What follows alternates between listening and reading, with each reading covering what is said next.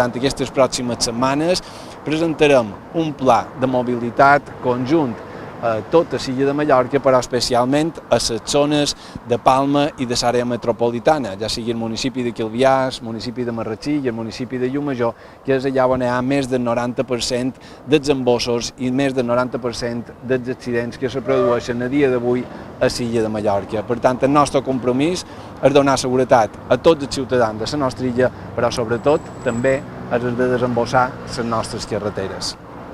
El primer projecte de Son Baria és un projecte ambiciós que ronda els 2 milions d'euros de pressupost i que s'executarà a dins l'any que ve. Per tant, avui és un dia de satisfacció per tots els ciutadans de Mallorca, però sobretot també per als ciutadans de Llucmajor que sofreixen a diari aquesta inseguretat i aquests col·lapses. Per tant, el Consell de Mallorca amb aquest projecte demostra una vegada més que estem al costat dels ajuntaments, dels ciutadans i sobretot que duim el canvi a Mallorca i que volen donar solucions a aquests greus problemes.